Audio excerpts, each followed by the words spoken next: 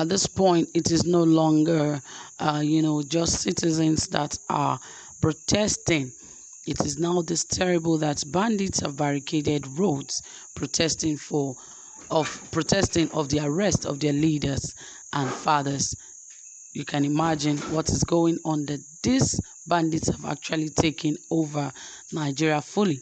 And yet you hear the government on a daily basis claiming that they have actually taken over, they've taken over the fight from the bandits and they are winning and all of that.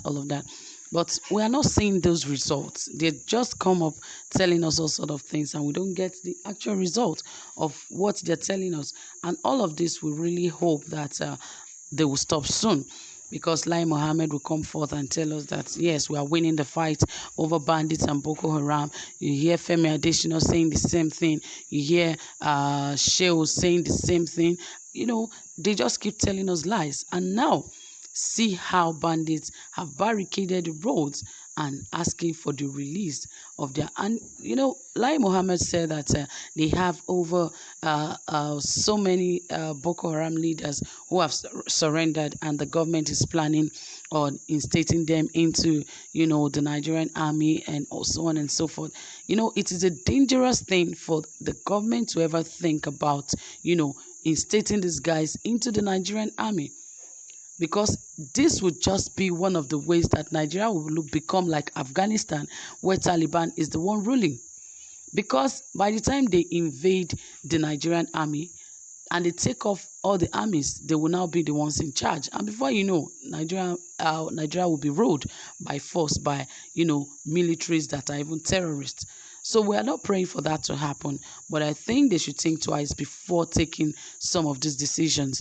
Because right now, even if bandits, they claim to be bandits, they are not citizens. So, of course, the Nigerian army and soldiers should be able to fight against them protesting.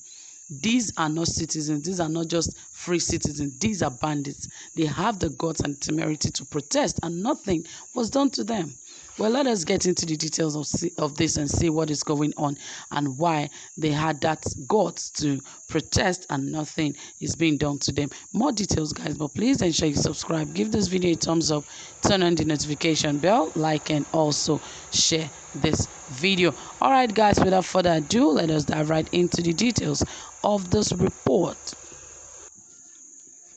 Yes, based on report, on Friday, Ado Aleru and his younger brother Sanata, who are both notorious Zamfara government wanted bandits, allegedly connived with their colleagues to place the state under siege because of their father's arrest.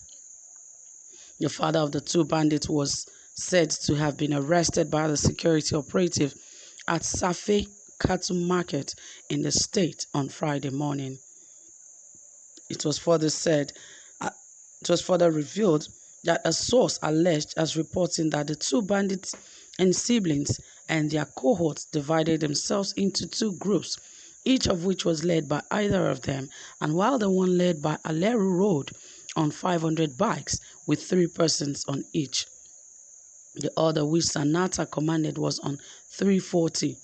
Those who came from Muhaye Tagad about 500 bikes. A native from Muhaye told us he personally counted 400 bikes with 3 bandits on each. And from east of Safe Mararaba, Yakuzo, they counted 340 bikes. Ado led the Muhaye troops, and Sanata, his brother, led the east troops. They have up to dawn for their father to be released. If the total number of bandits that laid siege is calculated, it will be about 500 bikes plus 340 bikes. That is about 840 bikes multiplied by 3 bandits on each. That will be about 2,520 bandits.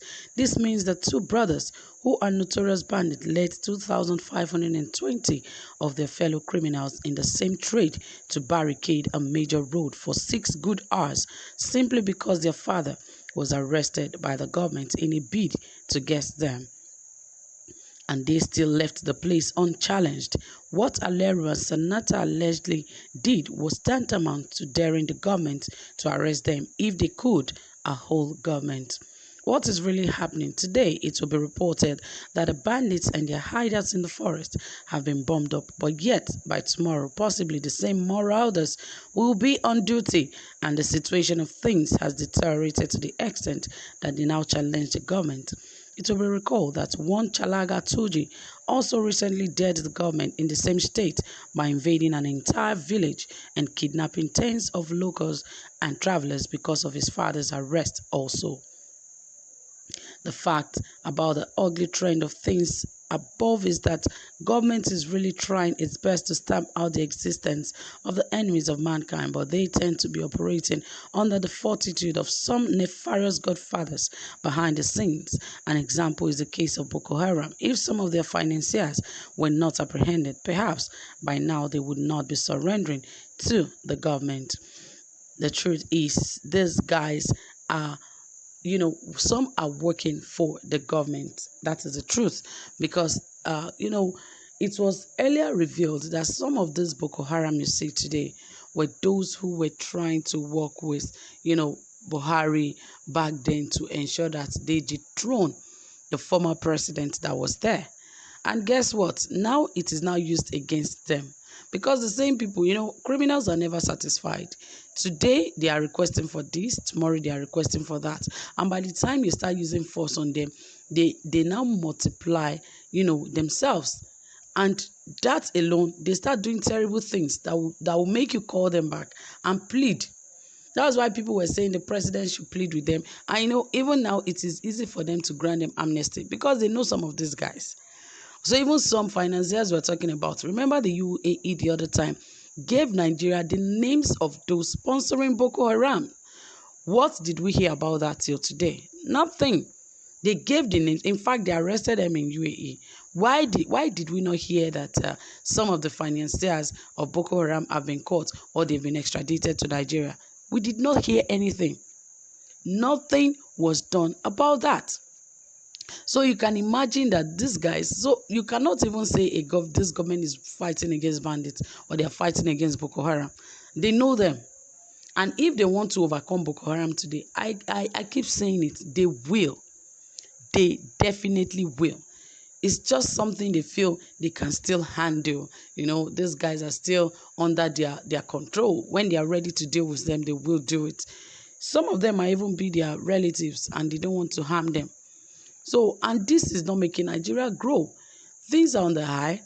You cannot even train a child outside Nigeria if you're just a normal parent because the exchange of, dollar to naira or the exchange of naira to a dollar is killing.